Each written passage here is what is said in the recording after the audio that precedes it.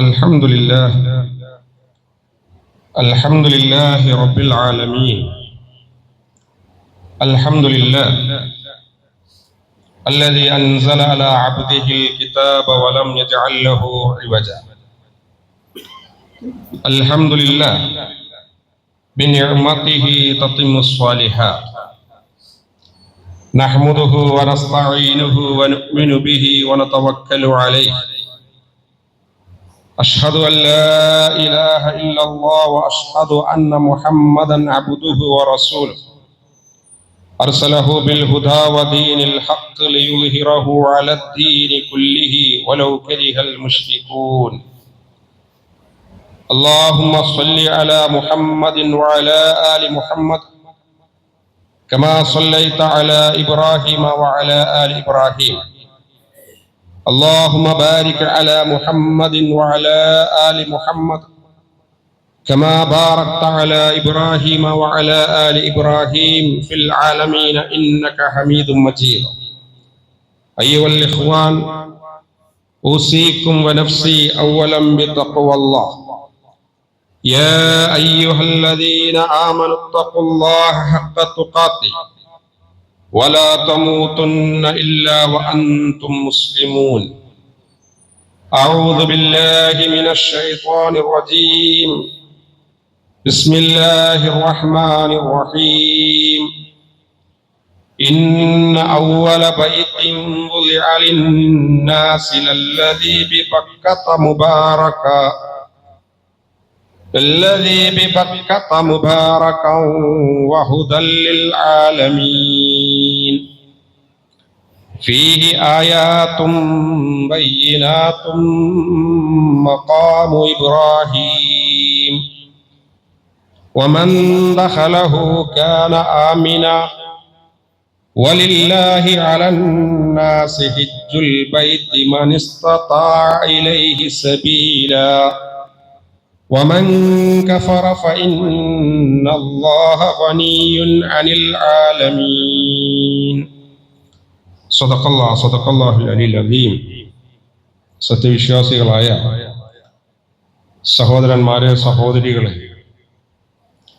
കരുണാവാരിധിയായ റബ്ബ് സുബ്ഹാനഹു തആലയുടെ നിയമനിർദ്ദേശങ്ങൾ മനസ്സിലാക്കി അതിനനുസരിച്ചുകൊണ്ട് അവന്റെ കൽപ്പനകൾ പാലിച്ച് നിരോധങ്ങളിൽ നിന്നും നിഷേധങ്ങളിൽ നിന്നുമൊക്കെ വിട്ടകന്ന് മുത്തഖികളായി മുഅ്മിനീകളായി ജീവിക്കണമെന്ന് എന്നെയും നിങ്ങളെയും ഒരുപോലെ വളരെ ഗൗരവത്തിൽ ഉണർത്തുകയാണ്, വസിയത്ത് ചെയ്യുകയാണ്. അല്ലാഹു സുബ്ഹാനഹു തആല നമ്മെല്ലാവരെയും അനുഗ്രഹിക്കുമാറാവട്ടെ. ഫമൻ സുഖ്സിഹ അനിൻ നാരി വഉദ്ഖിലൽ ജന്ന ഫഖദ് ഫാസ്. ആര് നരകത്തിൽ നിന്ന് അകറ്റി നിർത്തപ്പെടുന്നു,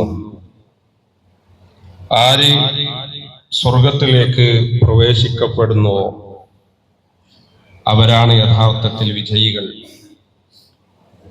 നരകത്തിൽ നിന്ന് അകന്നു മാറി സ്വർഗത്തിലേക്ക് പ്രവേശിക്കുന്ന വിജയികളുടെ കൂട്ടത്തിൽ അല്ലാഹു സുബ്ഹാനഹു തആല നമ്മെ എല്ലാവരെയും ഉൾപ്പെടുത്തി അനുഗ്രഹിക്കുമാറാവട്ടെ.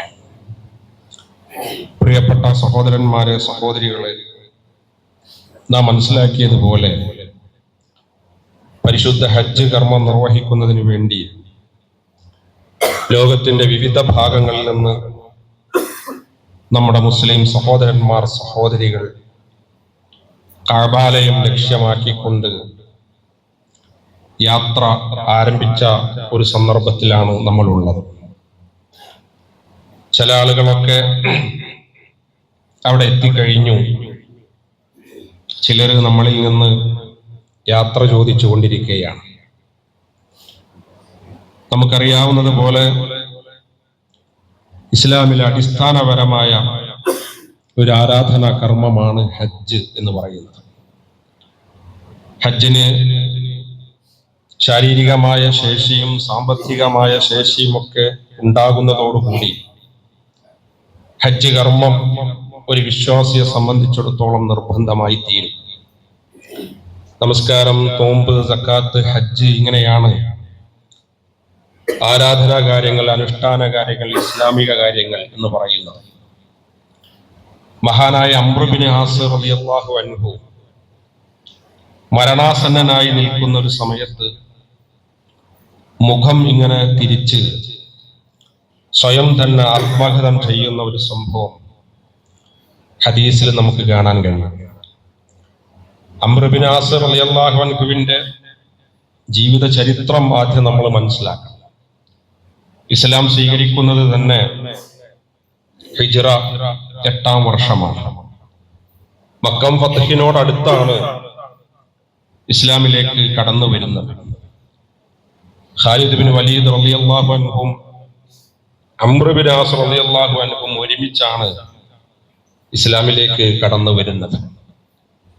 മക്കം ഫത്ഹിന്റെ സമയം എന്ന് പറഞ്ഞാൽ റസൂലുള്ളാഹി സ്വല്ലല്ലാഹു അലൈഹി വസല്ലമും സഹാബികളുമൊക്കെ മക്കയിലെ 13 വർഷവും അതിനുശേഷം ഹിജ്റ ചെയ്ത് വന്ന് മദീനയിൽ ഒരു 7-8 വർഷവും കഴിഞ്ഞതിന് ശേഷമാണ് മക്കം ഫത്ഹ് സംഭവിക്കുന്നത്. അപ്പോഴാണ് അംർ ബിൻ ആസ് റളിയല്ലാഹു അൻഹു ഇസ്ലാം സ്വീകരിക്കുന്നത്. അതിന്റെ അർത്ഥം അംർ ബിൻ ആസ് റളിയല്ലാഹു അൻഹു സ്വയം തന്നെ ആത്മകഥം ചെയ്തിട്ടുണ്ട്. ജീവിതത്തിൽ എന്നെ സംബന്ധിച്ചിടത്തോളം എനിക്ക് 3 ഘട്ടങ്ങളുണ്ട്. അതിലൊരു ഘട്ടം സത്യനിഷേധിയായി ഞാൻ ജീവിച്ചൊരു ഘട്ടമാണ്. എവിടെ വെച്ചിട്ട് മുഹമ്മദിനെ കാണുന്നുവോ അവിടെ വെച്ചിട്ട് മുഹമ്മദിന്റെ തലയറുക്കണം എന്നതായിരുന്നു എൻ്റെ ജീവിതത്തിന്റെ ഏറ്റവും വലിയ ആഗ്രഹം. എവിടെ വെച്ചിട്ട് സ്വഹാബികളെ കാണുന്നുവോ അവിടെ വെച്ച് അവരെ ഇല്ലാതാക്കണം എന്നതായിരുന്നു ജീവിതത്തിലെ വലിയ ആഗ്രഹം. മാത്രമല്ല, മുസ്ലിം സമൂഹത്തെ, റസൂലിനെയും സഹാബികളെയും എങ്ങനെയൊക്കെ ഇല്ലാതാക്കാൻ കഴിയുമോ അതിനുള്ള എല്ലാ അവസരവും ഞാൻ ഞങ്ങളുടെ ജീവിതത്തിൽ പ്രത്യേകമായിട്ട് ഉണ്ടാക്കിയെടുക്കാൻ ശ്രദ്ധിച്ചിട്ടുണ്ട്. അബ്സീനിയയിലേക്ക് ഹിജ്റ പോയ സന്ദർഭത്തിൽ അവിടെ നിന്ന് അവരെ തിരിച്ചു കൊണ്ടുവരാൻ വേണ്ടിയിട്ട് ഞാൻ നജാഷിയോട് സംസാരിക്കുന്നതിന് വേണ്ടിയിട്ട് അംർ ബിൻ ആസ് കടന്നു ചെന്നിട്ടുണ്ട്. വിശ്വാസികളെ കുറിച്ച് നജാഷിയോട് തെറ്റായ വർത്തമാനങ്ങൾ പറഞ്ഞിട്ടുണ്ട്. ഈ ദാറുൻ നദ്വയിലെ ഗൂഢാലോചനയിൽ മുഹമ്മദ് നബി സല്ലല്ലാഹു അലൈഹി വസല്ലമയെ വധിക്കുന്നതിന് വേണ്ടി പ്രത്യേകം ഇസ്ലാമിന്റെ ശത്രുക്കൾ ഒരുമിച്ച് കൂടുന്ന ഗൂഢാലോചനയിൽ പങ്കെടുത്തിട്ടുണ്ട്. ഉഹദില് ഇസ്ലാമിക സൈന്യത്തെ പരാജയപ്പെടുത്തുന്നതിന് വേണ്ടിയിട്ട് നേതൃത്വം നൽകിയിട്ടുണ്ട്. ഖന്തക്കിൽ നബിയെ ആക്രമിക്കുന്നതിന് വേണ്ടിയിട്ടും സഹാബികളെ പിടികൂടുന്നതിന് വേണ്ടിയിട്ടും ശ്രമിച്ചിട്ടുണ്ട്. റസൂലുള്ളാഹി സ്വല്ലല്ലാഹു അലൈഹി വസല്ലമയെ എതിർത്ത് അങ്ങാടികളിലൂടെ കള്ളപ്രചാരണങ്ങൾ, പ്രഭാഷണങ്ങൾ നടത്തിയിട്ടുണ്ട്. കവിതാലാപനം നടത്തിയിട്ടുണ്ട്. ഇങ്ങനെയൊക്കെ ജീവിതത്തിൽ ജാഹിലിയ കാലഘട്ടത്തിൽ പൂർണ്ണമായി കൊണ്ടും റസൂലിനെതിരെ ജീവിച്ച് റസൂലിനെ ഇല്ലാതാക്കാൻ വേണ്ടി ശ്രമിച്ച ഒരു മനുഷ്യനായിരുന്നു, സ്വഹാബിയായിരുന്നു അംർ ബിൻ ആസ് റളിയല്ലാഹു അൻഹു. ഇസ്ലാം സ്വീകരിച്ചു. അപ്പൊ ഈ സന്ദർഭത്തിൽ മരണാസന്നനായി കിടക്കുമ്പോൾ ഇതിങ്ങനെ തികട്ടി ഇങ്ങനെ ഓർമ്മ വരികയാണ്. ഈ സമയത്ത് മകൻ തൊട്ടടുത്ത് നിൽക്കുന്നുണ്ട്. മകൻ ചോദിക്കുന്നു, യാ അബത അമ്മാ ബശറക റസൂലുള്ളാഹ്, എന്തിനാണ് പിതാവേ അങ്ങൾ ഇങ്ങനെ സ്വയം ആത്മകഥം ചെയ്യുന്നത്, നിരാശനാവുന്നത്? അപ്പോഴാണ് മകനോട് പറയുന്നത്, എനിക്ക് ഇങ്ങനെ ഒരു ഘട്ടമുണ്ടല്ലോ, ജീവിതത്തിൽ ഇങ്ങനെ ഒരു ഘട്ടമുണ്ടല്ലോ. ആ സന്ദർഭത്തില് റസൂലുള്ളാഹി സ്വല്ലല്ലാഹു അലൈഹി വസല്ലമയുടെ മുമ്പിൽ ചെന്നിട്ട് ഇസ്ലാം സ്വീകരിക്കുകയും റസൂലുള്ളാഹി സ്വല്ലല്ലാഹു അലൈഹി വസല്ലമയുടെ കൈ നീട്ടാൻ പറഞ്ഞിട്ട് അതിന് ബൈഅത്ത് ചെയ്യുകയും ചെയ്ത ഒരു സന്ദർഭമുണ്ട്. അവിടുന്ന് റസൂലിന്റെ കൈ വെച്ചുകൊണ്ട് അംർ ബിൻ ആസ് റളിയല്ലാഹു അൻഹു അഷ്ഹദു അല്ലാ ഇലാഹ ഇല്ലല്ലാഹ് അഷ്ഹദു അന്ന മുഹമ്മദ റസൂലുള്ളാഹി എന്ന് പറഞ്ഞിട്ട് ഇസ്ലാം സ്വീകരിക്കുന്ന അടുത്തൊരു ഘട്ടം. അവിടുന്ന് അമ്മ അലിംത അന്നൽ ഇസ്ലാം, റസൂലുള്ള അംർ ബിൻ ആസ് റളിയല്ലാഹു അൻഹുവിനോട് പറഞ്ഞൊരു കാര്യം, അല്ലയോ അംർ ബിൻ ആസ്, താങ്കൾ ഇസ്ലാം സ്വീകരിച്ചതോട് കൂടിയിട്ട് താങ്കൾ മനസ്സിലാക്കണം, യഹ്ദിമു മാ കാന ഖബ്ലഹു, അതിന്റെ മുമ്പുണ്ടായിരുന്ന ജീവിതത്തിലെ എല്ലാ കാര്യങ്ങളും അതോടുകൂടിയിട്ട് ഇല്ലാതായി. അതിന്റെ കാരണം അന്നൽ ഹിജ്റ, ഹിജ്റയിൽ ഒരാൾ ഏർപ്പെടുന്നതോട് കൂടിയിട്ട്, ഒന്ന് ഇസ്ലാം സ്വീകരിക്കുന്നതോടുകൂടി അതിന്റെ മുമ്പിലുള്ള എല്ലാ കാര്യങ്ങളും പാപങ്ങളും ഇല്ലാതായി എന്നർത്ഥം. മറ്റൊരു സന്ദർഭം എന്ന് പറയുന്നത് ജീവിതത്തിൽ വലിയ ത്യാഗം ആവശ്യമുള്ള കാര്യമാണ് ഹിജ്റ ചെയ്യുക എന്ന് പറയുന്നത്. തഹ്ദിമു മാ കാന ഖബ്ലഹ. ഹിജ്റയും അതിന്റെ മുമ്പിൽ ഒരാളുടെ ജീവിതത്തിൽ ഉണ്ടായിരുന്ന എല്ലാ അബദ്ധങ്ങളും വീഴ്ചകളും ജാഹിലിയ സംസ്കാരങ്ങളും അതോടുകൂടിയിട്ട് ഇല്ലാതാകും. അല്ലാഹു സുബ്ഹാനഹു തആല പൊറുക്കപ്പെടും എന്നാണ് ആ പറഞ്ഞതിന്റെ അർത്ഥം. മൂന്നാമത് പറഞ്ഞു അന്നൽ ഹജ്ജ, ഹജ്ജ് കർമ്മം നിർവഹിക്കുന്നതോടുകൂടി യഹ്ദിമു മാ കാന ഖബ്ലഹു, അതിന്റെ ജീവിതത്തിൽ ഹജ്ജ് കർമ്മം നിർവഹിക്കുന്നതിന്റെ മുമ്പ് ജീവിതത്തിൽ എന്തെല്ലാം സംഭവിച്ചോ അത് മുഴുവൻ ഹജ്ജ് കർമ്മം നിർവഹിക്കുന്നതോടുകൂടിയിട്ട് ഇല്ലാതാകും എന്ന് മഹാനായ അംർ ഇബ്നു ആസ് റളിയല്ലാഹു അൻഹുവിനോട് റസൂലുള്ളാഹി സ്വല്ലല്ലാഹു അലൈഹി വസല്ലം പറഞ്ഞ ഒരു സംഭവം അവിടുന്ന് ഇങ്ങനെ ഓർക്കുന്നുണ്ട്. പ്രിയപ്പെട്ടവരെ, ഹജ്ജ് കർമ്മം നിർവഹിക്കുക. സാധാരണഗതിയിൽ നമ്മൾ പറയലുണ്ട്, പലപ്പോഴും ഒരു അറഫയിൽ നിന്ന് പ്രസംഗിച്ചാൽ റമളാൻ വരും, റമളാൻ ഇസ്തിഗ്ഫാറിന്റെ 10 ഉണ്ട്, തൗബക്ക് പ്രാധാന്യമുണ്ട്. ഇതൊക്കെ ഉണ്ടാവുന്നതോടൊപ്പം തന്നെ നമ്മൾ മനസ്സിലാക്കണം, നമ്മൾ അതൊക്കെ ചിലപ്പോൾ നമ്മുടെ ചെറിയ പാപങ്ങളോ വൻ പാപങ്ങളോ ഒക്കെ പൊറുക്കപ്പെടാൻ, അല്ലെങ്കിൽ നമ്മൾ ചെറുതായിട്ട് സംഭവിക്കുന്ന പാപങ്ങളൊക്കെ പൊറുക്കപ്പെടാനാണ് സാധ്യത ഉണ്ടാകുക. അതേസമയം ഹജ്ജ് കർമ്മം നിർവഹിച്ചു കഴിഞ്ഞാൽ റസൂലുള്ളാഹി നമ്മെ പഠിപ്പിക്കുകയാണ്, മൻ ഹജ്ജലില്ല, നിങ്ങളുടെ കൂട്ടത്തിൽ ആരെങ്കിലും അല്ലാഹുവിന് വേണ്ടിയിട്ട് ഹജ്ജ് കർമ്മം നിർവഹിച്ചാൽ, അല്ലാഹുവിന് വേണ്ടിയിട്ട് ഇത് നിർവഹിച്ചാൽ, ഫലം യർഫുസ് വലം യഫ്സുഖ്, ആ ഹജ്ജ് കർമ്മം നിർവഹിക്കുന്നതിന് ആ ഇടയിലടയിൽ ഒരു അശ്ലീല പ്രവർത്തനങ്ങളിലും അധാർമ്മ പ്രവർത്തനങ്ങളിലും ഏർപ്പെടുന്നില്ല, ഒന്നിലും ഏർപ്പെടുന്നില്ല. റജഅ കയൗമി വലദതുഹു ഉമ്മുഹു, അവന്റെ മടക്കം എന്ന് പറയുന്ന ഒരു ഉമ്മ എങ്ങനെയാണോ ഒരു കുഞ്ഞിനെ പ്രസവിച്ചത്, ആ കുഞ്ഞിനെ പ്രസവിച്ച മനസ്സിന്റെ ഹൃദയത്തിന് തുല്യമായി കൊണ്ടായിരിക്കും തിരിച്ചവന് വരിക. സാധാരണഗതിയിലെ ഹജ്ജ് കർമ്മത്തിന് പുറപ്പെടുന്ന ആളുകള് യാത്രയൊക്കെ പോയിട്ട് ആളുകളെ സന്ദർശിച്ചുകൊണ്ട് അവരുടെ ഇസ്തിഗ്ഫാറുകളും വിട്ടുവീഴ്ചയും ഒക്കെ ചെയ്യണം എന്നുള്ളത്. എന്തെങ്കിലുമൊക്കെ മാനുഷികമായ ബന്ധങ്ങളിൽ എന്തെങ്കിലും അബദ്ധങ്ങൾ സംഭവിച്ചിട്ടുണ്ടെങ്കിൽ കണ്ടത് പൊരുത്തപ്പെടിപ്പിക്കണം എന്നുണ്ട്. അതേസമയം ഹജ്ജ് കഴിഞ്ഞ് വന്ന ആളുകളെ നിങ്ങൾ ഇങ്ങോട്ട് വരാൻ കാത്തു നിൽക്കരുത്, നിങ്ങൾ അങ്ങോട്ട് പോകണം. കാരണം അവര് തിരിച്ചു വന്നത് എങ്ങനെയാണ്, വലതുത്തുഹു കയൗമി വലതുത്തുഹു, ഉമ്മയുടെ ഗർഭപാത്രത്തിൽ നിന്ന് പുറത്ത് വന്ന ഒരു കുഞ്ഞിനെ പോലെയാണ്. അപ്പൊ കുഞ്ഞിനെ കാണാൻ നമ്മൾ അങ്ങോട്ട് പോകാനുള്ള ചെയ്യാം എന്നതുപോലെ പണ്ഡിതന്മാർ വിശദീകരിച്ചിട്ടുണ്ട്. അതിന്റെ അർത്ഥം എന്താണെന്ന് ചോദിച്ചാൽ, ഹജ്ജ് കർമ്മം നിർവഹിക്കുന്നതോട് കൂടിയിട്ട് നമ്മുടെ എല്ലാ പാപങ്ങളും പ്രിയപ്പെട്ടവരെ പൊറുക്കപ്പെടുന്നതാണ്. നമ്മൾ ആലോചിച്ചു നോക്കുക, നമ്മൾ എപ്പോഴെങ്കിലും ഹജ്ജിന് വേണ്ടിയിട്ട്, ഹജ്ജ് കർമ്മം നിർവഹിക്കുന്നതിന് വേണ്ടിയിട്ട് നമ്മൾ മാനസികമായിട്ട് ആഗ്രഹിച്ചിട്ടുണ്ടോ, കൊതിച്ചിട്ടുണ്ടോ? എവിടെ നമ്മളുള്ളത്? ഹജ്ജിന് വിളി വരും, അപ്പം ഹജ്ജിന് നറുക്കെടുപ്പ് ഉണ്ടാവും. അപ്പൊ 55-56 ഒക്കെ കഴിഞ്ഞാൽ പിന്നെ ഇപ്പൊ ജീവിതത്തിൽ കുറച്ചു കാലങ്ങൾ ഉണ്ടാവുള്ളൂ, റിട്ടയർഡ് ആയി, അപ്പൊ കുറച്ച് പൈസയൊക്കെ വന്നിട്ടുണ്ട്. അപ്പൊ എന്നാ നോക്കാം, എന്നാ നറുക്കെടുപ്പിൽ ഒന്ന് കൊടുത്തു നോക്കാം, ഫോം പൂരിപ്പിച്ചു നോക്കാം. അപ്പൊ നറുപ്പെടുത്ത് പൈ വന്നിട്ടുണ്ട്, അല്ലെങ്കിൽ ഉമ്മാക്ക് ഹജ്ജ് ചെയ്യണം എന്നുള്ള താല്പര്യമുണ്ട്. അപ്പൊ ഉമ്മാനെ ഒറ്റക്ക് പോകാത്തോണ്ട് എന്റെ പേരും കൂടി ഉമ്മ കൊടുത്ത്, അപ്പൊ അങ്ങനെ ഉമ്മാന്റെ കൂടെ ഒരു സഹായിയായിട്ട് ഞാനും ഉണ്ട് എന്നതിനേക്കാൾ അപ്പുറം എനിക്ക് കാബാലയത്തിലൊന്ന് പോകണം, എനിക്ക് ഹജ്ജ് ഒന്ന് ചെയ്യണം, എനിക്ക് ആ കാബാലയത്തിൽ ചെന്നിട്ട് അള്ളാഹുവിനോട് എന്റെ പാപങ്ങളെ മുഴുവൻ ഏറ്റുപറയണം. അറഫയിൽ നമ്മളുണ്ട്. ഇതിനു വേണ്ടിയിട്ടുള്ളൊരു പ്രത്യേക ഒരുക്കം. നമ്മൾ പറയും ഹജ്ജ് എന്ന് പറയുന്നത് വലില്ലാഹി അലന്നാസി ഹജ്ജുൽ ബൈത്തി മൻ ഇസ്തതാഅ ഇലൈഹി സബീല, വിശുദ്ധ ഖുർആൻ പറഞ്ഞിട്ടുണ്ട്. നമ്മളെ സംബന്ധിച്ചിടത്തോളം അല്ലാഹു സുബ്ഹാനഹു തആലക്ക് നമ്മളില്ല ഏറ്റവും വലിയ, നമ്മൾ അള്ളാഹുവിന് കൊടുക്കേണ്ടുന്ന ഒരു വലിയ ബാധ്യതയായിട്ട് പരിശുദ്ധ ഖുർആൻ ഉണർത്തുന്ന ഒരു കാര്യമാണ് വലില്ലാഹി ഹജ്ജുൽ ബൈത്തി മൻ ഇസ്തതാഅ ഇലൈഹി സബീല. നമ്മൾ അള്ളാഹുവിന് വേണ്ടിയിട്ട് ചെയ്തു കൊടുക്കേണ്ടുന്ന ഒരു കർമ്മം, അല്ലാഹു സുബ്ഹാനഹു തആലയുടെ ഭവനമായ കഅബാലയത്തിൽ നമ്മൾ സന്ദർശിക്കുക. ഹജ്ജ് ചെയ്യുക എന്ന് പറഞ്ഞാൽ ഹജ്ജിന്റെ അർത്ഥം കഅബ യാത്ര ഉദ്ദേശിക്കുക എന്നുള്ളതാണ്.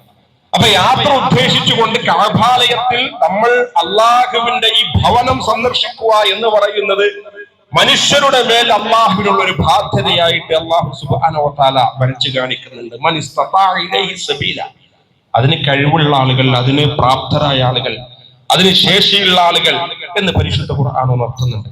അപ്പൊ നമ്മൾ ആലോചിക്കണം, അതിന്റെ ശേഷിയും അതിന്റെ ഒരു കഴിവും അതിന്റെ ഒരു ആരോഗ്യവും നമ്മൾ എങ്ങനെയാണ് ഉണ്ടാക്കിയെടുക്കാൻ തീരുമാനിച്ചിട്ടുള്ളത്. പലപ്പോഴും പല നാടുകളിലും പല സംവിധാനങ്ങളിലും നമ്മൾ ആലോചിച്ച് നോക്കൂ പ്രിയപ്പെട്ടവരെ, നമ്മൾ ഒരു വർഷം തന്നെ ജീവിതത്തിലേക്ക് കടന്നു വരുമ്പോൾ പല പദ്ധതികളും നമ്മൾ വെക്കും.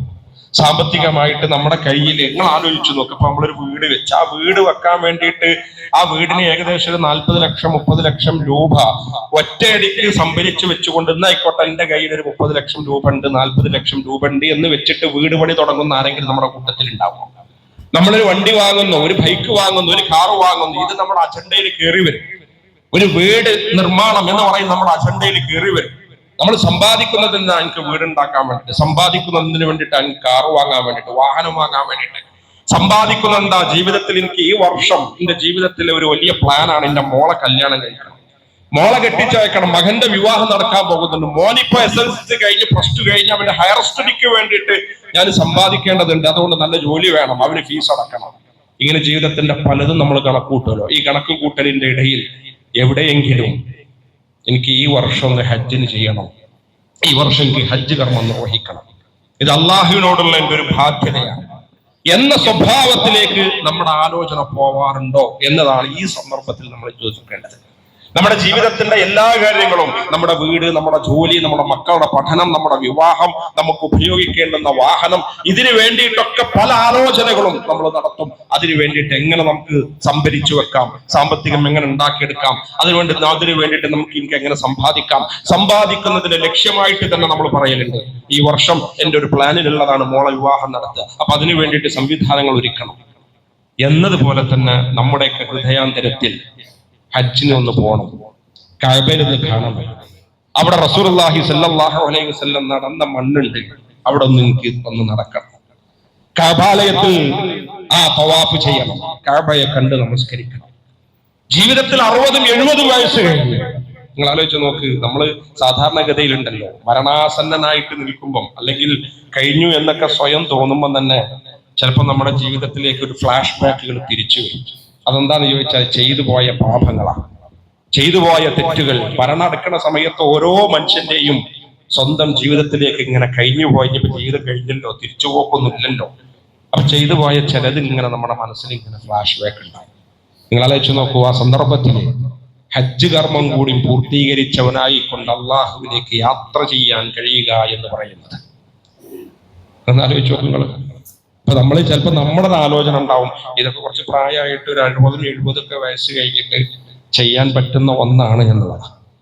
ലോകത്ത് മുസ്ലിങ്ങൾ ഏറ്റവും കൂടുതലുള്ള ഒരു രാജ്യമാണ് ഇന്തോനേഷ്യ എന്ന് പറയുന്നത്. ജനസംഖ്യ കൊണ്ട് ഏറ്റവും കൂടുതൽ മുസ്ലിങ്ങളുള്ള രാജ്യമാണ് ഇന്തോനേഷ്യ. അതിന് തൊട്ടപ്പുറത്ത് നിൽക്കുന്ന മറ്റൊരു രാജ്യമാണ് മലേഷ്യ. മലേഷ്യയും മുസ്ലിം ഭൂരിപക്ഷ പ്രദേശമാണ്. അവിടെ ജനിച്ചു വീഴുമ്പം തന്നെ രക്ഷിതാക്കൾക്ക് ഓപ്ഷൻ ഉണ്ട്. ആ ഓപ്ഷൻ എന്താണെന്നറിയാം? ആ രക്ഷിതാവിന് ഒരു ഓപ്ഷൻ കൊടുത്തത് എന്താ വെച്ചാൽ, ഗവൺമെന്റ് സംവിധാനങ്ങളിൽ അല്ലെങ്കിൽ അവിടുത്തെ പല NGO സ്വഭാവത്തിലുള്ള ആളുകളൊക്കെയാണ്, നിങ്ങൾ കുട്ടിക്ക് വേണ്ടിയിട്ട് നിങ്ങൾക്കൊരു അക്കൗണ്ട് തുടങ്ങാം. അതെന്തിനാന്ന് ചോദിച്ചാൽ ആ കുട്ടിക്ക് വേണമെങ്കിൽ ഹജ്ജ് കർമ്മം നിർവഹിക്കുന്നതിന് വേണ്ടിയിട്ട് പ്രത്യേക പേരുണ്ട്, താബൂക്ക് ഹാജി എന്ന സ്വഭാവത്തിലുള്ള ഒരു ബോർഡ് തന്നെ ഇന്തോനേഷ്യയിലും മലേഷ്യയിലും പ്രവർത്തിച്ചു കൊണ്ടിരിക്കുന്നുണ്ട്. എന്നിട്ട് 20 വർഷം 30 വർഷം കാത്തു നിന്നുകൊണ്ട് ആ 20-30 വർഷത്തിനിടയിൽ ഹജ്ജിനുള്ള എമൗണ്ടായി എന്നിട്ട് ഹജ്ജിന് കൊണ്ടുപോകുന്ന ഒരു സംവിധാനത്തെ കുറിച്ച് ഉംറ ചെയ്ത ആളുകൾക്ക് അറിയാൻ പറ്റും. നമ്മൾ പലപ്പോഴും ഉംറയ്ക്ക് വേണ്ടി പോകുമ്പോൾ അധികവും കാണുന്നത് ഇന്തോനേഷ്യ നിന്നും മലേഷ്യ നിന്നുള്ള ആളുകളാണ്. നമ്മൾ തന്നെ ചിലപ്പോൾ ചിന്തിക്കും അത് തന്നെ ഏറ്റവും നല്ല ചെറുപ്പക്കാരാണ്. ഉംറ ചെയ്യുന്നിടത്തും ഹജ്ജ് ചെയ്യുന്നിടത്തും ഒക്കെ ഇതുപോലെയുള്ള രാജ്യങ്ങളിൽ നിന്ന് നമ്മൾ വിചാരിക്കും പ്രായമായിട്ട് ചെയ്യാം എന്നുള്ളതാണ്. ഒരു 50 വയസ്സിന്റെ താഴെയുള്ള ആളുകളെ നമുക്ക് ഈ കഅബാലയത്തിൽ ഇങ്ങനെ ഈ രാജ്യങ്ങളിലുള്ള പ്രതിനിധികളായിട്ട് കാണാൻ കഴിയും. അങ്ങനെ ഒരു സംവിധാനം തന്നെ അവിടെ ഉണ്ട്. 20 വർഷവും 30 വർഷത്തിന്റെ ഇടയിൽ ഒരു വെയിറ്റിംഗ് പീരീഡ് ആയിക്കൊണ്ട്, ഹജ്ജിന് വേണ്ടിയിട്ടുള്ള ഒരു വെയിറ്റിംഗ് പീരീഡ് ആയിക്കൊണ്ട് നിശ്ചയിച്ചുകൊണ്ട് സംവിധാനങ്ങൾ കാബുഹാൻ ഹാജി എന്ന സ്വഭാവത്തിലുള്ള ബോർഡ് പ്രവർത്തിച്ചു വരുന്നു എന്ന് പറഞ്ഞതാണ്. ഇതിന്റെ അർത്ഥം എന്താ? ഇങ്ങനെ ഒരു കൾച്ചർ ഉണ്ടല്ലോ, ചെറുപ്രായത്തിൽ തന്നെ ഉംറ നിർവഹിക്കുക, ചെറിയ പ്രായത്തിൽ തന്നെ ഹജ്ജ് നിർവഹിക്കുക. ഇതിന് ഒരാളുടെ കയ്യിൽ 5-6 ലക്ഷം രൂപ ഒരുമിച്ചെത്തിയതിനു ശേഷം ഹജ്ജ് നിർവഹിക്കാം എന്ന ആലോചനയാണ് നിങ്ങൾ നടത്തുന്നതെങ്കിൽ ഒരു കാലത്തും ഹജ്ജ് ചെയ്യാൻ നിങ്ങൾക്ക് കഴിയില്ല. നമ്മുടെ കൂട്ടത്തിൽ എത്രയോ വയസ്സുള്ള എത്രയോ ആളുകൾ, എത്രയോ മനുഷ്യന്മാരില്ല നമ്മുടെ കൂട്ടത്തിൽ. അവരുടെ വരുമാനം, അവരുടെ അക്കൗണ്ടിൽ ബാലൻസ് ലക്ഷമൊക്കെ ഉണ്ടാവും. 50 ലക്ഷം 1 കോടിയൊക്കെ ബാലൻസ് ആയിട്ടുണ്ടാവും. ഒരു 6 ലക്ഷം രൂപ അതിന് ചെലവഴിക്കുക എന്ന് പറഞ്ഞത് വലിയൊരു ഭാരമായിട്ട് തോന്നാത്ത മനുഷ്യന്മാർ നമ്മുടെ കൂട്ടത്തിലുണ്ടാവും. ആരോഗ്യം നല്ല കൂട്ടത്തിലുണ്ടാവും. അവരും ചിലപ്പം ഹജ്ജിന് അതിങ്ങനെ കുറച്ചൊന്ന് കഴിയട്ടെ, കുറച്ച് നീട്ടട്ടെ, ഇന്ന ബാധ്യതയും കൂടി ഉണ്ട്, ഇന്ന സംഗതിയും കൂടി ഉണ്ട് എന്ന് കഴിഞ്ഞിട്ട് ഇങ്ങനെ നീട്ടി വെക്കുന്ന മനുഷ്യന്മാരുണ്ടാവും. നയാ പൈസ ഇല്ലാത്ത മനുഷ്യന്മാരുണ്ടാവും. എങ്ങനെയാ ഇപ്പോൾ 6 ലക്ഷം രൂപ ഉണ്ടാക്കിയെടുത്തെന്ന് തിരിഞ്ഞു നിന്ന് ആലോചിക്കുമ്പോൾ ചിലപ്പം ഉത്തരം പറയാൻ കഴിയില്ല. പക്ഷെ ഉണ്ടായിട്ടുണ്ട്. ഒരു 6 ലക്ഷം രൂപ ഹജ്ജിന് വേണ്ടിയിട്ട് ഞാൻ എൻ്റെ മനസ്സുകൊണ്ട് കൊതിച്ചു അവിടെ എത്തിപ്പെടാൻ കൊതിച്ചു. കാരണം എന്താ വെച്ചാൽ അങ്ങനെ റസൂലുള്ള പറഞ്ഞ കാര്യമാണല്ലോ, എൻ്റെ എല്ലാ പാപങ്ങളും പൊറുക്കും. എനിക്ക് അവിടെ എത്തിയിട്ടൊന്ന് പ്രാർത്ഥിക്കണം, എനിക്ക് അവിടെ എത്തിയിട്ടൊന്ന് തവാഫ് ചെയ്യണം. ഞാൻ എല്ലാ സമയവും നിന്ന് നമസ്കരിക്കുന്ന കഅബാലയത്തെ എൻ്റെ മുഖതാവിൽ കണ്ടുകൊണ്ടിരിക്കൊന്ന് കാണണം. ഹജറുൽ അസ്വദ് ഒന്ന് ചുംബിക്കണം, ആ കഅബാലയത്തിൽ ഒന്ന് തവാഫ് ചെയ്യണം, സഫാ മർവ കുന്നുകൾക്കിടയിൽ സഅയ് നടത്തണം. അറഫന്റെ പ്രാധാന്യം എന്താന്ന് റസൂലിനെ പഠിപ്പിച്ചിട്ടുണ്ട്. ആദ്യ അറഫയിൽ നിന്ന് പ്രാർത്ഥിച്ചവന്റെ പ്രാർത്ഥന തട്ടിമാറ്റൂല എന്ന് റസൂൽ പറഞ്ഞിട്ടുണ്ട്. ഈ ഹജ്ജിന്റെ ഒരു കർമ്മം ഉണ്ടല്ലോ, ഒരു 5-6 ദിവസം നീണ്ടു നിൽക്കുന്ന കർമ്മം. ആ കർമ്മത്തിൽ അവിടെ ഇട്ടിട്ട് എന്നെ ഒന്നുണ്ട് ഉരുക്കിയെടുത്ത് സംസ്കരിച്ചെടുത്തുകൊണ്ട് ഒരു ഉമ്മയുടെ ഗർഭപാത്രത്തിൽ നിന്ന് പുറത്തു പോകുന്ന കുഞ്ഞിന് തുല്യമായ മനസ്സിന്റെ ഉടമയായിക്കൊണ്ടുള്ള ഒരു വ്യക്തിയായിട്ട് ഞാൻ മാറണം. അയ്യുൽ അമലി അഫ്ളലു, ഏറ്റവും നല്ല പ്രാധാന്യമുള്ള കർമ്മ ഏതാന്ന് ചോദിച്ചപ്പോൾ ഒന്ന് ഈമാനുമില്ല, അള്ളാഹിൽ വിശ്വസിക്കുക, റസൂലിൽ വിശ്വസിക്കുക. പിന്നെ ഏതാന്ന് ചോദിച്ചപ്പോൾ അള്ളാഹിന്റെ മാർഗത്തിലുള്ള ജീവിതം, ധർമ്മസമരം. പിന്നീട് ഏതാന്ന് ചോദിച്ചപ്പോൾ അൽ ഹജ്ജു മബ്റൂർ, സ്വീകാര്യമായ പുണ്യം നിറഞ്ഞ ഹജ്ജ് കർമ്മം നിർവഹിക്കുക. അൽ ഹജ്ജ് മബ്റൂറുൻ ലൈസ ലഹു ജസാഉ ഇല്ലൽ ജന്ന. ഹജ്ജ് കർമ്മം നിർവഹിച്ചവന് പിന്നുള്ള പ്രതിഫലം എന്താന്ന് ചോദിച്ചാൽ സ്വർഗമല്ലാതെ വേറൊന്നും പ്രതിഫലമായിട്ട് ലഭിക്കാത്ത ഒരു കർമ്മം ഹജ്ജ്. അപ്പൊ ഈ ഹജ്ജിന് വേണ്ടിയിട്ട് നമ്മൾ എങ്ങനെയാണ് ഒരുങ്ങുന്നത്?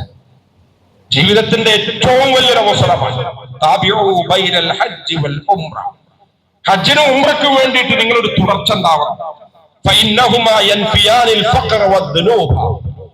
തീർച്ചയായും നിങ്ങളുടെ ദാരിദ്ര്യവും നിങ്ങളുടെ പാപങ്ങളും മുഴുവൻ അല്ലാഹു സുബ്ഹാനഹു വ തആല അവിടെ എത്തുന്നതോടുകൂടി നീക്കിക്കളയും.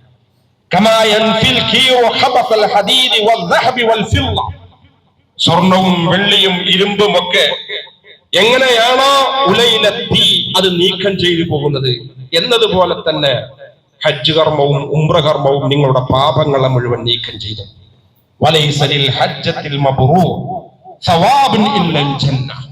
ഹജ്ജ് കർമ്മം നിർവഹിച്ചാൽ അതിന് കിട്ടുന്ന പ്രതിഫലം സ്വർഗമല്ലാതെ മറ്റൊന്നുമല്ല. പ്രിയപ്പെട്ടവരെ, നമുക്കറിയാം അതിവേഗത്തിലാണ് നമ്മുടെ ആയുസ് ഇങ്ങനെ കൊഴിഞ്ഞുകൊണ്ടിരിക്കുന്നത്. നാളെ ആവട്ടെ, ഇനി കുറച്ചും കൂടി ആവട്ടെ, ഇനിയും കുറച്ചും കൂടി ബാധ്യതകൾ തീർക്കാണ്ടല്ലോ എന്ന് പറയുന്നതിനേക്കാൾ അപ്പുറം ഹൃദയം കൊണ്ട് ഇതിനൊന്ന് കൊതിക്കുക. ഒന്നാമത് വേണ്ടത് എന്താ വെച്ചാൽ പ്രാർത്ഥനയാണ്. അള്ളാഹുവെ, ജീവിതത്തിൽ ആഗ്രഹമുണ്ട്. 10-70 വർഷമായിട്ട് ഞാൻ ജീവിക്കുന്നു, 50 വർഷമായിട്ട് ഞാൻ ജീവിക്കുന്നു. ഞാൻ ഇന്ന് നിസ്കരിക്കുന്ന എൻ്റെ കഅബാലയം കണ്ണുകൊണ്ട് കാണുക എന്ന് പറയുന്ന എൻ്റെ ഒരു വലിയൊരു ആഗ്രഹമുണ്ട്. അള്ളാഹു അവിടെ നിന്ന് എത്തിപ്പെടാം, ഉംറയ്ക്കെങ്കിലും ഉംറയ്ക്ക് എത്തിപ്പെടാം, ഹജ്ജിനെങ്കിലും ഹജ്ജിന് എത്തിപ്പെടാം. അള്ളാഹു, ഞാൻ പ്രാർത്ഥിച്ചുകൊണ്ടിരിക്കുകയാണ്. എൻ്റെ എല്ലാ നമസ്കാരങ്ങൾക്ക് ശേഷം പ്രാർത്ഥിക്കുന്നു, രാത്രിയുടെ അന്ത്യയാമങ്ങൾ പ്രാർത്ഥിക്കുന്നു. അള്ളാഹു അവിടെ നിന്ന് എത്തിപ്പെടാം. അള്ളാഹു ആ കർമ്മം കൂടി പൂർത്തിയായിട്ട് അള്ളാഹുവിന്റെ ആയുസ്സിനെ നീ തിരിച്ചു വിളിക്കുകയാണ്, ഭൂമിയിലെ ജീവിതത്തെ നീ തിരിച്ചു വിളിക്കുകയാണ്. എന്നിട്ട് നമ്മൾ ഇങ്ങനെ ഒന്ന് ആഗ്രഹിച്ചാൽ കിട്ടാവുന്ന സമ്പാദ്യത്തിൽ നിന്ന് ചിലത് നമ്മളൊന്നിങ്ങനെ മാറ്റിവെച്ചാൽ, ചിലത് നമ്മുടെ അടിസ്ഥാന ആവശ്യങ്ങൾ കഴിഞ്ഞിട്ട് ചിലതൊന്ന് നമ്മളിങ്ങനെ ഒന്ന് സ്വരുക്കൂട്ടി വെച്ച് കഴിഞ്ഞാൽ, പ്രിയപ്പെട്ടവര്, ഒരു ഭാരമില്ലാതെ ഹജ്ജ് കർമ്മം നിർവഹിച്ച് പൂർത്തീകരിച്ച് വരാൻ നമുക്ക് കഴിയും. ഇത് നമുക്ക് കിട്ടുന്നൊരു വലിയ ആഗ്രഹം. ചില ആളുകളൊക്കെ ആരാധനാ കാര്യങ്ങളിൽ എണ്ണുമ്പോൾ നിസ്കാരം നോക്കും നമ്മളെ സംബന്ധിച്ചിടത്തോളം നിർബന്ധമാണ്. ഹജ്ജും സക്കാത്തൊക്കെ അതിൽ കുറെ ഉപാധിയുണ്ട്, അതൊക്കെ ഉണ്ടെങ്കിൽ അത്രയൊന്നും ശ്രദ്ധിക്കേണ്ടതില്ല എന്നൊരു കാഴ്ചപ്പാട് നമ്മുടെ കൂട്ടത്തിലെ പല ആളുകൾക്കുണ്ട്. നമസ്കാരം പറഞ്ഞ അതേ ഗൗരവത്തിൽ, നോമ്പിനെ കുറിച്ച് പറഞ്ഞ അതേ ഗൗരവത്തിൽ സക്കാത്തും ഹജ്ജും പരിശുദ്ധ ഖുർആൻ റസൂലുള്ളാഹി നമ്മളെ പഠിപ്പിച്ചിട്ടുണ്ട്. റസൂലുള്ളാഹി നടത്തിയ ഒരു കർമ്മമുണ്ട് ജീവിതത്തിൽ ഹജ്ജുമായി ബന്ധപ്പെട്ടുകൊണ്ട്. ഇൻഷാ അല്ലാഹ് അതുമായി ബന്ധപ്പെട്ട് ചില കാര്യങ്ങളും കൂടി നമ്മൾ ശ്രദ്ധയിൽപ്പെടുത്തണം. ചുരുക്കത്തിൽ നമ്മളെ ഹൃദയത്തിൽ നമ്മളൊന്ന് കൊതിക്കുക, അള്ളാഹുവെ, കഅബാലയത്തിൽ ഒന്ന് എത്തണം, ഹജ്ജ് കർമ്മം നിർവഹിക്കണം. ജീവിതത്തിൽ കിട്ടുന്ന അസുലഭമായ ഒരു അവസരമാണ്. അള്ളാഹു അതിന് ആരോഗ്യം ഉണ്ടാവണം, സമ്പത്ത് ഉണ്ടാവണം. അത് രണ്ടും തേടുന്നതോട് കൂടിയിട്ട് അള്ളാഹ് നൽകും. കാരണം അള്ളാഹ് പറഞ്ഞതാണ്, ഇബ്രാഹിം അലൈഹിസ്സലാം വിളിച്ചതാണ്. ഇബ്രാഹിം അലൈഹിസ്സലാമിന്റെ വിളിക്ക് ഉത്തരം നൽകുകയാണ് നമ്മൾ അവിടെ എത്തുന്നതോട് കൂടിയിട്ട്. നമുക്കറിയാം കഅബ, മക്ക, ഇത് രണ്ടും നമ്മൾ വേറെ തന്നെ മനസ്സിലാക്കുന്നത്. ഇബ്രാഹിം അലൈഹിസ്സലാമുമായി ബന്ധപ്പെട്ടുകൊണ്ടുള്ള ജീവിതം. ഏതായാലും പ്രിയപ്പെട്ടവരെ, ഹൃദയം കൊണ്ട് കഅബാലയത്തെ ഒന്ന് കാണാനും അവിടെ എത്താനും നമ്മൾ കൊതിക്കുക, നന്നായിട്ട് പ്രാർത്ഥിക്കുക. അല്ലാഹു സുബ്ഹാനഹു വ തആല ജീവിതത്തിൽ ഹജ്ജ് കർമ്മം നിർവഹിക്കാൻ ഭാഗ്യം ലഭിക്കുന്ന അള്ളാഹുവിന്റെ പ്രിയപ്പെട്ടവരിൽ നമ്മെല്ലാവരെയും ഉൾപ്പെടുത്തി അനുഗ്രഹിക്കുമാറാവട്ടെ. അള്ളാഹുവെ, ഞങ്ങൾ ഹജ്ജ് മാസത്തിലാണ് ജീവിച്ചുകൊണ്ടിരിക്കുന്നത്. ദുൽഖഅദ മാസം ഏകദേശം അതിന്റെ അവസാനത്തോടടുത്ത് ദുൽഹിജ്ജ് മാസത്തിലേക്ക് നമ്മൾ പ്രവേശിക്കും. ഹജ്ജ് മാസത്തിന് അതിൻ്റെതായ ശ്രദ്ധകളുണ്ട്, പ്രാധാന്യങ്ങളുണ്ട്. അള്ളാഹുവെ, ആ പുണ്യങ്ങളൊക്കെ നേടിയെടുക്കുന്നതിന്റെ ഇഷ്ടക്കാരിൽ ഞങ്ങളെ ഉൾപ്പെടുത്തി അള്ളാഹുവെ, ഞങ്ങൾക്കൊക്കെ നീ വാഗ്ദാനം ചെയ്ത സ്വർഗം നേടിയെടുക്കുന്നതിന്റെ സൗഭാഗ്യയിൽ ഞങ്ങളെ ചേർത്ത് നിർത്തണമേ തമ്പുരാനെ. ജീവിതത്തിൽ സംഭവിച്ചു പോയിട്ടുള്ള വീഴ്ചകൾ, തെറ്റുകൾ, കുറ്റങ്ങൾ, കുറവുകൾ, ന്യൂനതകൾ കരുണാവാരിധിയായ റബ്ബേ ഞങ്ങൾക്ക് പുറത്ത് മാപ്പാക്കി തരണമേ. അഖൂലു ഖൗലി ഹാദാ അസ്തഗ്ഫിറുല്ലാഹ ലി വലക്കും വലിസാഇരി അജ്മഈൻ.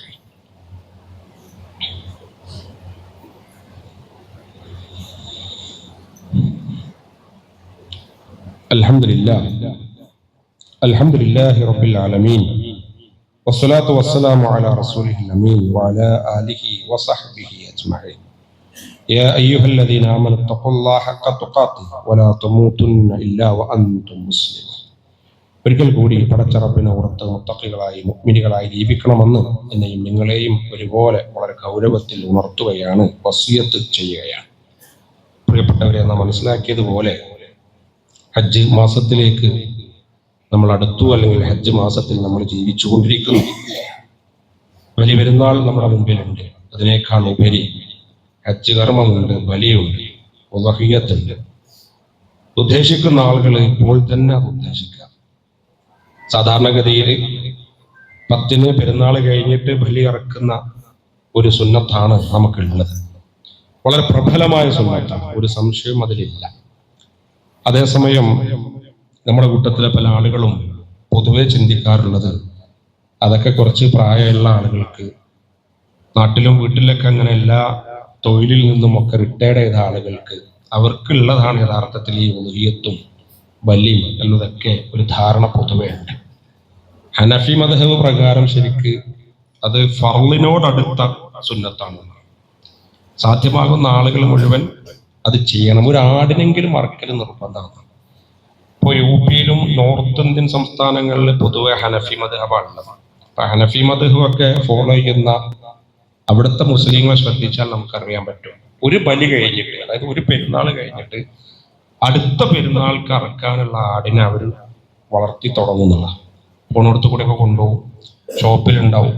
അലിഗഡിലാണ് ഞാൻ പഠിച്ചത്. അലിഗഡിലെ ചില പ്രൊഫസർമാരുണ്ട്, അവർ ക്യാമ്പസിലേക്ക് വരുമ്പം തന്നെ അവര് അടുത്ത പെരുന്നാൾക്ക് ഇറക്കാൻ വേണ്ടിയിട്ട് ഉദ്ദേശിച്ച് വാങ്ങിയ ആടിനെ ക്യാമ്പസിലേക്ക് കൊണ്ടുവരും. ഇത് പൊതുവെ അവിടുത്തെ ഒരു കൾച്ചറാണ്. കാരണം എന്താ വെച്ചാൽ അങ്ങനെ ഒരു ആടിനെങ്കിലും അറക്കൽ നിർബന്ധമാണ് എന്നതാണ് ഹനഫി മദ്ഹബ് പ്രകാരമുള്ളത്. ഇവിടെ നമുക്കറിയാം, സാധ്യമാകുന്ന ആളുകൾ പോത്തിനൊക്കെ അറക്കുകയാണെങ്കിൽ 7 ഓരയാണ് ഉള്ളത്. ഇത് നേരത്തെ തന്നെ നമ്മൾ തീരുമാനിക്കാം. വളരെ പ്രബലമായ ഒന്നാണ്. കേവലം ഒരു ഉരുവില് പങ്കുചേരുക എന്നുള്ളതല്ല ശരിക്കും അർത്ഥം. മാനസികമായിട്ടുള്ള അതിലൊരു സമർപ്പണം, ത്യാഗം, അതിൽ നമ്മൾ കൊടുക്കുന്ന ഒരു ബലി, അള്ളാഹുവിന് വേണ്ടിയിട്ട് കൊടുക്കുന്ന ഒരു ബലി. വളരെ നേരത്തെ തന്നെ ഇത്തരം കാര്യങ്ങളൊക്കെ ചെയ്യണമെന്ന് സാന്ദർഭികമായിട്ട് പ്രത്യേകം സൂചിപ്പിക്കുകയാണ്. സാധ്യമാകുന്ന ആളുകൾ മുഴുവൻ, ചെറുപ്പക്കാർ, ചെറുപ്പക്കാരികൾ, യുവാക്കൾ, യുവതികൾ, വരുമാനമുള്ള ആളുകൾ, ഒരു 10,000 രൂപയാണ് ഉണ്ടാവുക. 10,000 രൂപ എന്ന് പറഞ്ഞാൽ നമ്മളെ സംബന്ധിച്ചിടത്തോളം അങ്ങനെ ആലോചിച്ചാൽ വലിയ സംഖ്യ തന്നെയാണ്. അതേസമയം തിരിച്ചിങ്ങോട്ട് ആലോചിച്ച് നോക്കി, റബ്ബ് എനിക്ക് നൽകിയ ഒരു വലിയൊരു അവസരമാണ്. ആ 10,000 രൂപയല്ലേ, എനിക്ക് അതൊക്കെ ഉണ്ടാക്കിയെടുക്കാൻ കഴിയും. അത് വലിയ പ്രയാസമുള്ള കാര്യമൊന്നുമില്ല. അങ്ങനെയെങ്കിൽ ഒരു ഓരിയെങ്കിലും ഇല്ല വകയുണ്ട്. എന്നിട്ട് അതിന് വേണ്ടിയിട്ടുള്ള തയ്യാറെടുപ്പ്, അതിന് വേണ്ടിയിട്ടുള്ള തയ്യാറെടുപ്പ്, ഒരു ഒരുക്കം, മാനസികമായിട്ടുള്ള ഒരുക്കം. കേവലം നമ്മൾ ആ പോത്തിന്റെ ഒരു ചോരയും രക്തവും ഒന്നും അള്ളാഹ്ക്ക് ആവശ്യമില്ല. നമ്മുടെ ഹൃദയം കൊണ്ടുള്ളൊരു ഒരുക്കൽ, അത് നമുക്ക് നഷ്ടപ്പെടാൻ പാടില്ല. അപ്പൊ അതിനനുസരിച്ച് കൊണ്ടുള്ള ഒരു തയ്യാറെടുപ്പ് ഈ സമയത്ത്, ഈ സന്ദർഭത്തിൽ തന്നെ ഉണ്ടാവണം എന്നും കൂടി സാന്ദർഭികമായിട്ട് സൂചിപ്പിക്കുകയാണ്. അള്ളാഹു സുബ്ഹാനഹു വ തആല നമ്മെ എല്ലാവരെയും അനുഗ്രഹിക്കുമാറാവട്ടെ. അള്ളാഹുവെ, നിന്റെ ഈ ഭൂമിയിൽ നിന്റെ അനുഗ്രഹങ്ങൾ അനുഭവിച്ചുകൊണ്ട്, ആസ്വദിച്ചുകൊണ്ടാണ് ഞങ്ങൾ ജീവിക്കുന്നത്. പടച്ച റബ്ബേ, ഞങ്ങൾ അനുഭവിക്കുന്ന ഈ അനുഗ്രഹങ്ങൾക്ക് ഒരു ഖൈറും ബർക്കത്തും നൽകി അനുഗ്രഹിക്കണമേ തമ്പുരാനെ. അള്ളാഹുവെ, ഭൂമിയിൽ പലപ്പോഴായിട്ട് പല വിധത്തിലുള്ള വീഴ്ചകൾ, തെറ്റുകൾ, കുറ്റങ്ങൾ, കുറവുകൾ ഞങ്ങളുടെ ജീവിതത്തിൽ സംഭവിച്ചു പോയിട്ടുണ്ട്. കരുണാവാരിധിയായ റബ്ബേ, അത് ഞങ്ങൾക്ക് പുറത്ത് മാപ്പാക്കി തരണമേ തമ്പുരാനെ. തെറ്റ് സംഭവിച്ചതിന്റെ പേരിൽ അള്ളാഹു ഞങ്ങൾക്ക് ഇനി നരകം വിധിക്കല്ല നാഥ. അള്ളാഹു, നിന്റെ തൃപ്തിയും പ്രതിഫലവും ആഗ്രഹിച്ച് ധാരാളം സൽക്കർമ്മങ്ങൾ ഞങ്ങൾ ചെയ്തിട്ടുണ്ട്. അള്ളാഹുവെ ആ സൽക്കർമ്മങ്ങൾ ഞങ്ങളിൽ നിന്ന് സ്വീകരിക്കണമേ തമ്പുരാനെ. അള്ളാഹു അതൊക്കെ സ്വീകരിച്ച് സ്വർഗത്തിൽ ഉന്നതമായ പദവി നൽകി ഞങ്ങളെ അനുഗ്രഹിക്കണമേ നാഥ. അള്ളാഹു ഞങ്ങളുടെ കൂട്ടത്തിൽ പ്രയാസം അനുഭവിച്ചുകൊണ്ടിരിക്കുന്ന ആളുകളുണ്ട്, അവരോട് നീ കരുണ കാണിക്കണേ തമ്പുരാനെ. ഞങ്ങളുടെ മാതാപിതാക്കളോട് നീ കരുണ കാണിക്കണേ തമ്പുരാനെ. വാർദ്ധക്യ സഹജമായി പ്രയാസം അനുഭവിച്ചുകൊണ്ടിരിക്കുന്ന ഉമ്മമാർ ഞങ്ങൾക്കുണ്ട്. അള്ളാഹു അവരോട് നീ കരുണ കാണിക്കണേ റബ്ബേ. അവർക്ക് നീ ആഫിയത്ത് നൽകണേ തമ്പുരാനെ, ദീർഘായുസ് നൽകണേ തമ്പുരാനെ. ആരോഗ്യപരമായിട്ട് അവരെ നീ പ്രയാസപ്പെടുത്തല്ല റബ്ബേ. അള്ളാഹു ഞങ്ങളുടെ കൂട്ടത്തിൽ രോഗങ്ങൾ കൊണ്ട് കഷ്ടപ്പാട് സഹിക്കുന്ന ആളുകൾ ഞങ്ങളുടെ കൂട്ടത്തിലുണ്ട്. അള്ളാഹു ഷിഫ നൽകണേ തമ്പുരാനെ. ചെറിയ പ്രായത്തിൽ തന്നെ മാരകമായ അസുഖങ്ങൾ വന്ന് വല്ലാതെ പ്രയാസപ്പെടുന്ന ആളുകളുണ്ട്, ചികിത്സക്കും ആരോഗ്യപരമായിട്ടൊക്കെ. അള്ളാഹുവെ അവരെ നീ ബുദ്ധിമുട്ടിപ്പിക്കല്ല തമ്പുരാനെ. ഷിഫ നൽകണേ തമ്പുരാനെ, ആഫിയത്ത് നൽകണേ തമ്പുരാനെ.